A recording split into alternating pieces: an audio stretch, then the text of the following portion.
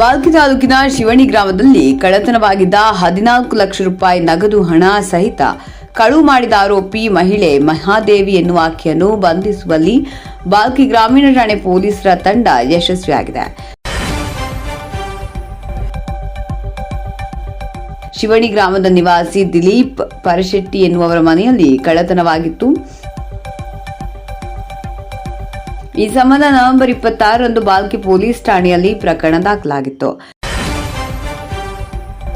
ಈ ಪ್ರಕರಣವನ್ನು ಪತ್ತೆ ಹಚ್ಚಲು ಚುರುಕಾದ ತಂಡ ನಿರ್ಮಿಸಿದ ಶ್ರೀ ಪ್ರದೀಪ್ ಗುಂಟಿ ಪೊಲೀಸ್ ವರಿಷ್ಠಾಧಿಕಾರಿಗಳು ಮತ್ತು ಮಹೇಶ್ ಮೇಘಣ್ಣ ಹೆಚ್ಚುವರಿ ಪೊಲೀಸ್ ಅಧಿಕಾರಿಗಳು, ಚಂದ್ರಕಾಂತ ಪೂಜಾರಿ ಹೆಚ್ಚುವರಿ ಪೊಲೀಸ್ ಅಧಿಕಾರಿ, ಬಾಲ್ಕಿ ಡಿವೈಎಸ್ಪಿ ಶಿವಾನಂದ ಪವಾಡ ಶೆಟ್ಟಿ, ಪೊಲೀಸ್ ನಿರೀಕ್ಷಕರಾದ GS Biradar, PSI Ashok Patil, PSI Ramesh Tokre, ಸಿಬ್ಬಂದಿಗಳಾದ ರಾಜೇಂದ್ರ, ಭಗವಾನ್, ಗುರುನಾಥ್, ಶಾಮರಾವ್ ಮತ್ತು ರಾಜೇಶ್ವರಿ ಈ ತಂಡದಿಂದ ಮಹಿಳೆಯನ್ನು ಪತ್ತೆ ಹಚ್ಚುವಲ್ಲಿ ಯಶಸ್ವಿಯಾಗಿದ್ದಾರೆ.